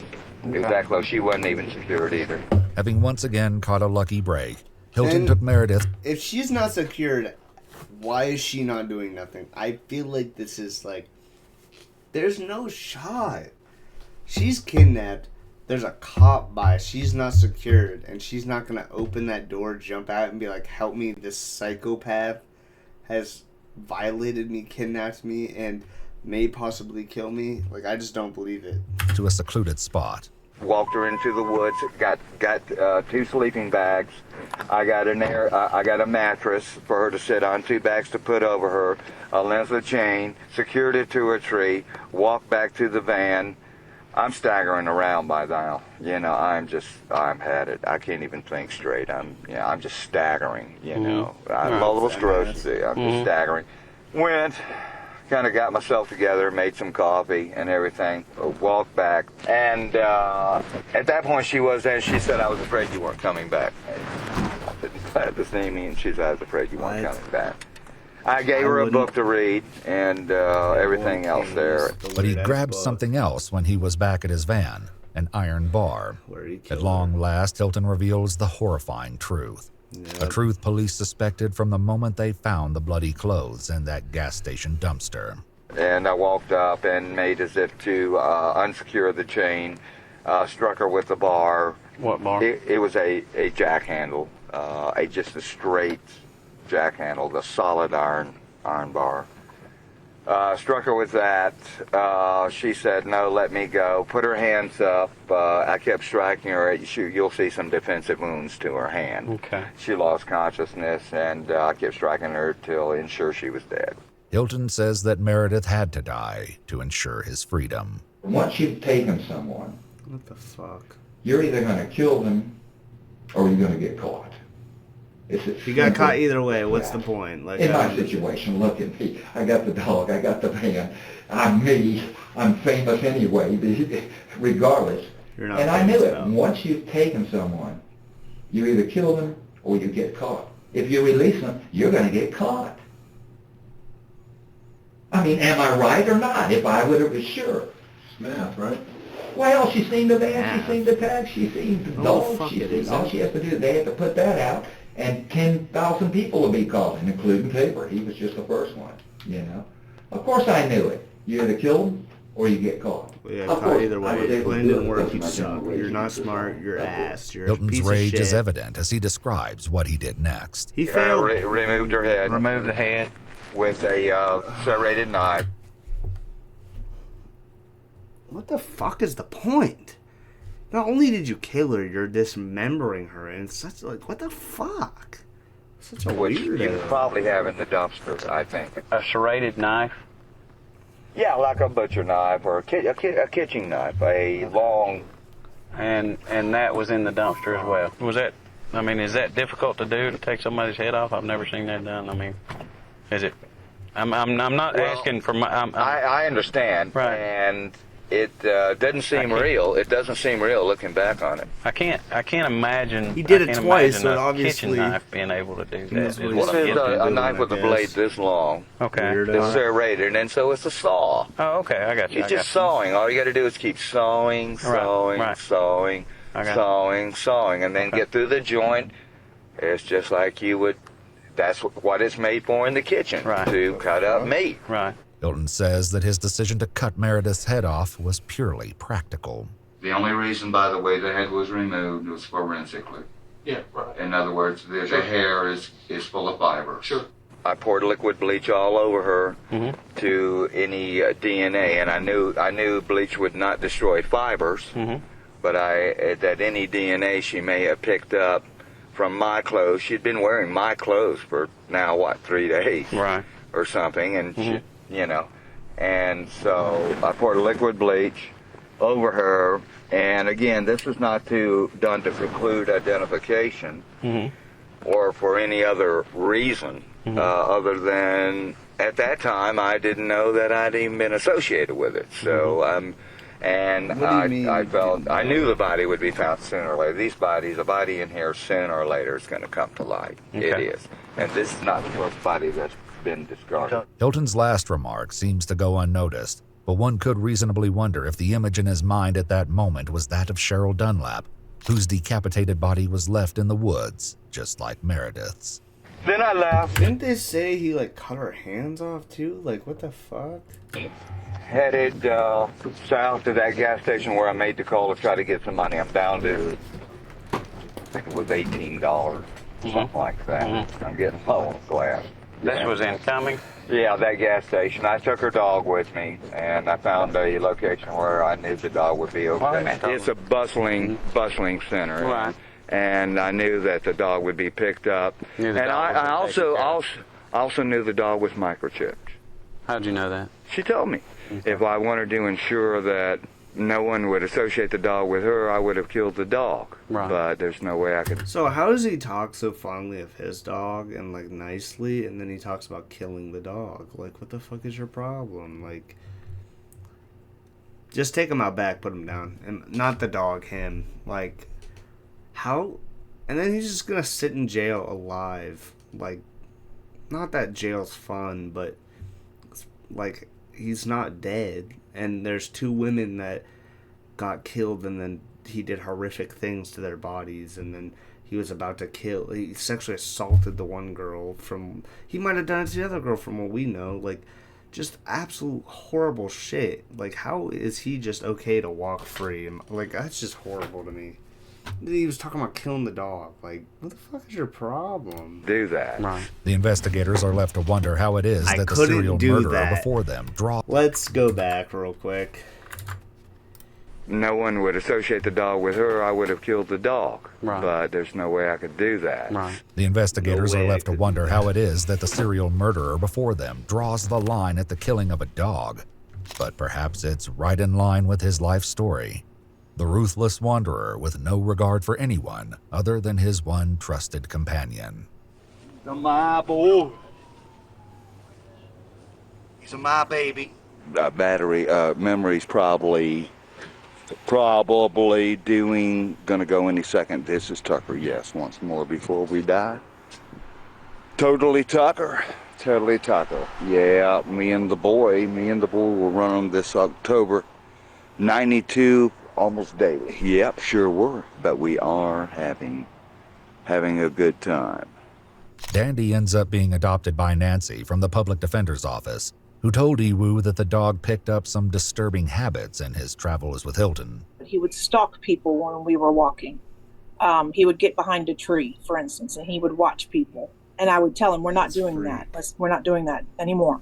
We're not doing that. Come on, we're not doing that anymore. After letting Meredith's dog free and coming, Hilton realized that he was a wanted man. If I had bought a paper that morning on Friday instead of that afternoon, she would have been alive.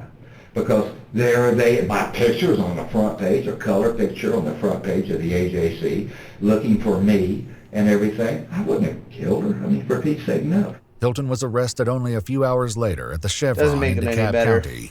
But while the manhunt was finished, the story was far from over. Was this difficult for you at all to do this? As far as take her life, was it difficult at all?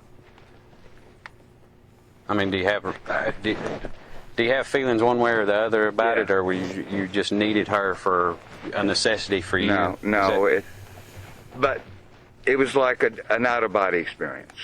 Okay. It was surrealistic. Of course it's surrealistic. Removing a head is just unreal. Right.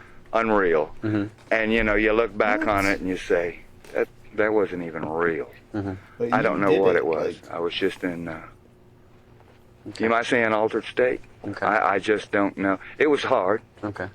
It was hard. Okay. It was hard. You got to remember, we had spent several good days together, actually. Right. Actually, she did not have a unpleasant time. Hilton says that he knew from the beginning how Meredith's story would end. I'm going to tell you right now, there was never any plan to let her go. Okay. I knew that if I let her go, I would be instantly ID. Once you've done it, you're either going to kill her or get caught. There's no other solution. It's not going to, And if that sounds cold and cruel, yeah, it was. Hilton's confession is thorough, but it comes at a high price.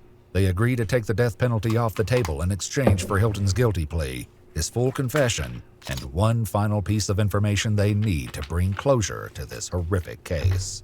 What I'd like to do is let you now tell us where the body is and try to direct us to it the best you can, and because it's very important that we locate the body as soon as we can this evening. Hilton points out the exact spot in Dawson Forest on a map, but says the investigators may have a difficult search ahead of them. It's going to be a little hard to find. You're going to need a dog for this, I believe. Can you help us? Well, I'll help you. Okay. It's uncomfortable for me to go there, though. But I understand. If I'm going to help you, I'm going to help you. Hilton overcomes his discomfort and leads the investigators to Meredith's body, though they run into some minor complications on the drive. That's not media, is it? Oh, shit. Now, how in the hell are they down here? Oh, man. Jesus Christ. It's an indication of how much publicity this case has gotten, publicity that Hilton is only too aware of. I'm infamous. You are? My God. I mean, I've read a little of the news that my lawyers brought me a little bit, but almost, I don't really want to read it. It's true to curl your hair, man. They don't understand that except for this rampage, I was the injured party. I was your injured party. I'm the one who took all the damage from it. I'm the one who feels bad about it. Yet you're the one who did it all. I hate that, bro. Victimizing yourself when you're the one who did it. You can't become the victim after, doing the crime. That's just not how it works. You're not. And all of society trying to get me in trouble. If they had their way, they would tell lies to the cop. the cop would arrest me and send me to the penitentiary, take my dog away, and ruin my life just because they don't want to be wrong. Okay? It's as simple as that. You talk about cruel and heartless, man. Yeah, because they're heartless. You talk about, hey, kill. You start getting that thing, you're just rage against society. Hilton may be disgruntled with some of the coverage, but he also seems to take a certain pride in it, such as when he recounts how he handled the perp walk. Did you see the way did you see it on TV? Oh yeah, running. I'm the one that wants to do that. You see, I was leading them. And they'll open that door, another one will open that door, and I'm the one that just dives in head first, so kind of like a Hollywood celebrity that's been bad and now trying to, you see what I mean? The more you limit it, the bigger demand it makes. I just feel bad for the interrogators that have to sit here and talk to this person. Like, this dude's laughing, like having a normal conversation with them, when in reality this guy is just an absolute monster. Like, there's devils coming. Honestly, wait, let's just give him a little bongo cat beating real quick. Fuck you, pal. Yep, he's injured. He's down for the count. Now, if I'd have come walking out like Eric Rudolph, they'd have said, he's a schmuck, is all he is. But when I come, right, an idiot. But, when I come running out of there and then dive into the car wearing the vest, it's a mistake. The cops and the press gathered near Dawson Forest away, and Hilton takes the investigators to the exact location of Meredith's body, press there? only to Like, reveal come that he on, placed bro. her head and clothing in a separate area down the road. As we walk, I'm going to ask you a couple more things, okay, if you don't mind. You said that there was one sexual encounter. Yeah. Was that the only one? Yeah. There wasn't anything post-mortem, right? No. Okay. Meredith Emerson's autopsy reveals a wide range of serious injuries consistent with Hilton's story. In addition to post-mortem chemical burns from the bleach, the medical examiner finds contusions and several broken bones. It's determined that she died of massive crushing head injuries, having been struck at least 19 times with a blunt instrument. At the site of her body in Dawson Forest, Hilton is asked one last question. This the first time you ever done anything like this before? Hilton's lawyer advises him not to answer, but soon enough investigators will know the truth. Hilton's reign of terror didn't begin with Meredith Emerson or even with Cheryl Dunlap in Florida. When did your rampage begin? Can I ask you that? I mean... Yeah, it's hunting. Right. Okay. Yeah. I started hunting in September. A federal Hunting? investigation will reveal that on October Are you 21st, fucking 2007, serious? a retired couple visiting Pisgah National Forest in North Carolina had the misfortune of running into Gary Hilton. In a recent interview, Hilton said that he spotted John and Irene Bryant as they got out of their car, accosted them, and demanded their credit cards. When John Bryant refused, Hilton says he beat him with his police baton and pepper sprayed him. Irene tried to then attack Hilton with her walking stick, and he knocked her to the ground with the baton as well, and ultimately murdered her right there in the forest. Her body was discovered a month later, but John's whereabouts remained a mystery for months. My attorney has informed me this morning that they have found a body in North Carolina. They found a skull and a pelvis, and it's off of Old Murphy Road and it's on a Forest Service road. And they found the body, so maybe he's no longer missing. After kidnapping John Bryant and getting $300 out of his bank account, Hilton drove him to the Nantahala National Forest and shot him in the head.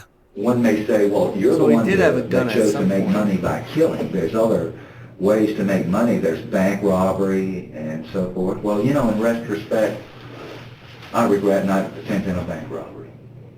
I really do. Because all of this shit got me nowhere but caught.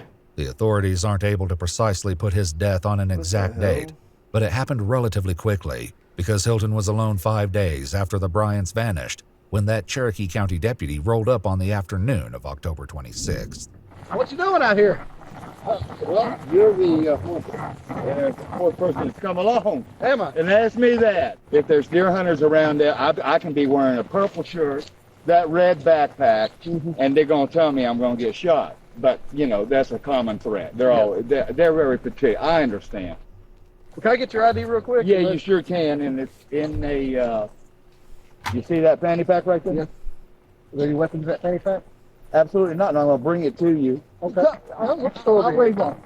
So are you a hiker or long distance camper or hiker? Hiker. I love the walls though. Hey, check it out, man. Do you need anything else there, or?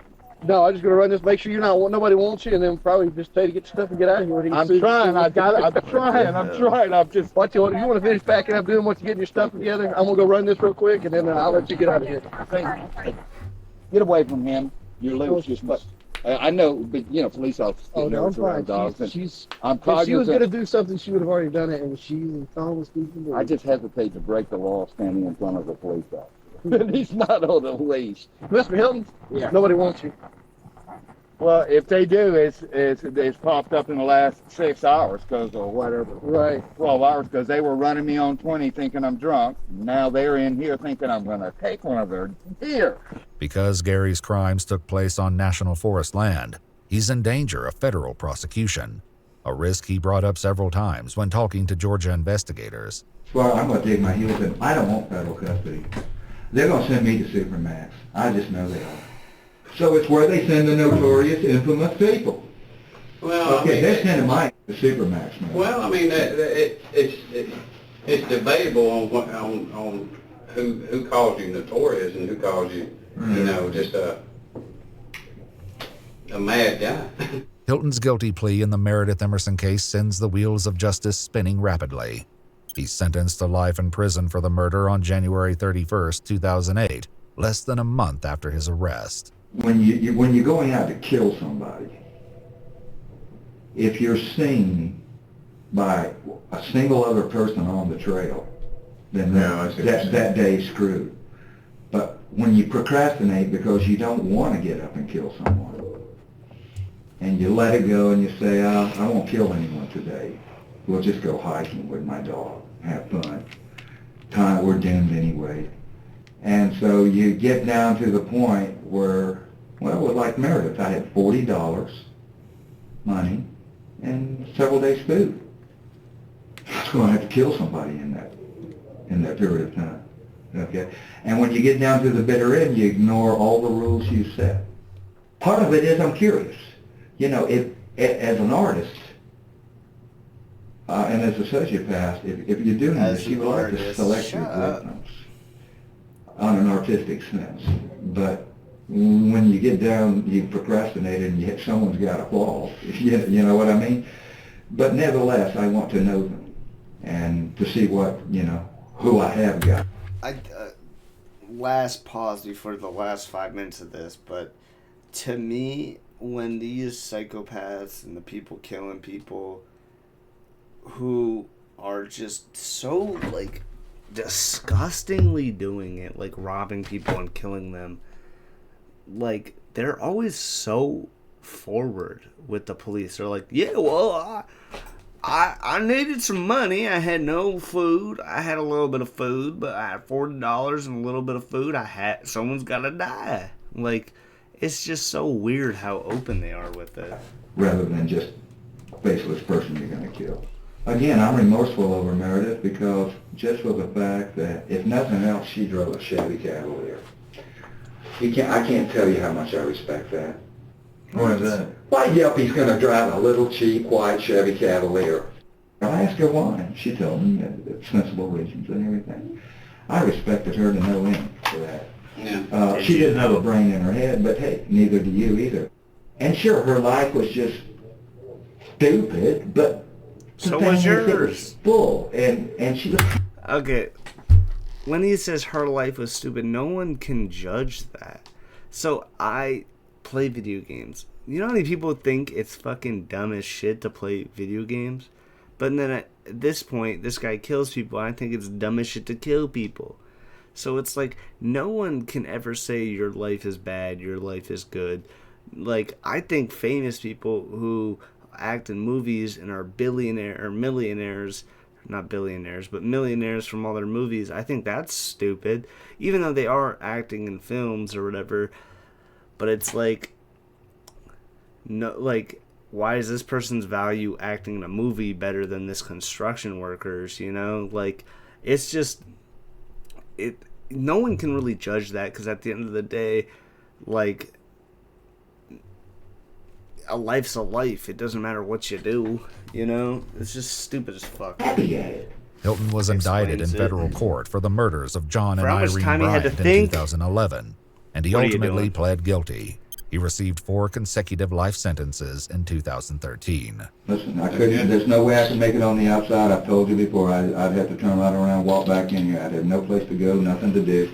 But there's one more murder for which Hilton is being prosecuted, and the district attorney in Leon County, Florida is determined to get justice for the death of Cheryl Dunlap. But you tell them I'll fight it all the way, and if they want to spend $10 million to try to execute a man who's not going to live long to get executed, hey, just bring it the hell on. But I ain't going to lay down for it. Hilton pleads not guilty in Florida, which means he will go before a jury for the first time. And in addition to hearing the physical and circumstantial evidence tying Hilton to Cheryl's murder, they will hear from Hilton himself in the form of the recordings he made with Dandy. I've gained 20 pounds in 3 months, 3 or 4 months. 171 pounds.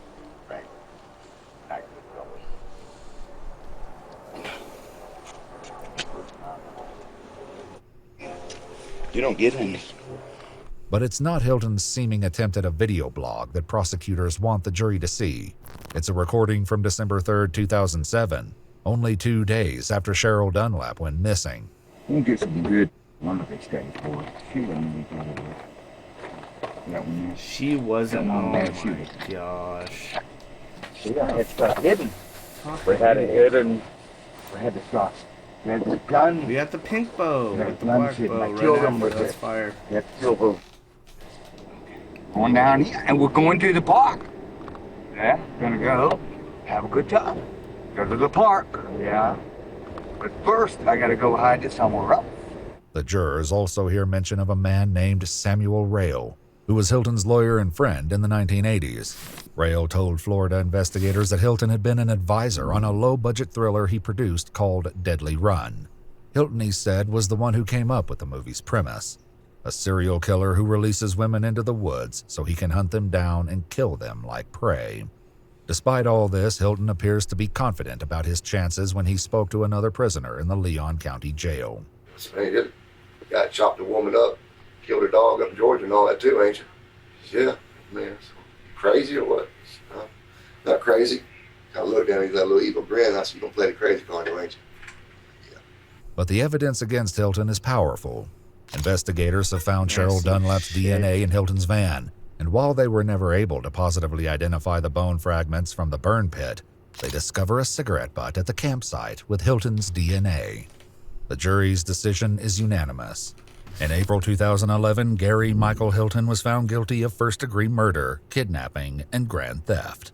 In a 2025 interview, Hilton confessed to Cheryl Dunlap's murder for the first time, saying he abducted her off the trails in Leon Sinks Geological Park because he was running low on food.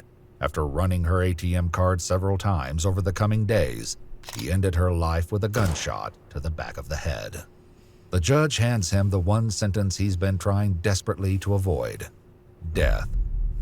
Today, almost 20 years after what he calls his rampage, Hilton awaits execution at Union Correctional Institution in Rayford, Florida. If you'd like to see select new videos early and help us keep uncovering case files that rarely come to light, you'll find extra footage and unseen details on our Patreon. Channel memberships here on YouTube also include early access. Shout out to Exploring With Us. If you guys enjoy this video, definitely go subscribe to them because they cover a lot of really good stuff. Not good stuff, but they recover crimes in really good ways. They explain to you why or how interrogators think people are lying and stuff like that, like different tells, like, oh, they moved an anchor point, so this shows anxiety, all that stuff. They're just very informational and they're very professional too. I really enjoy the way they have their videos set up. So if you did enjoy the video, go watch Explore With Us. If you want to, subscribe to them. If you are on YouTube and you enjoyed, please subscribe. Comment what games you want me to play, because tomorrow we're going to finish this straight, hopefully. And comment any other games you want me to play. And maybe videos too. Comment any videos you want me to watch. Like, maybe any more EWU stuff, anything like that, just let me know. Comment down below on YouTube. And if you watch the stream, please follow so we can hit our goal of 1,000. Thank you guys. I love y'all. Y'all take it easy. Stay safe and stay beautiful. Bye-bye.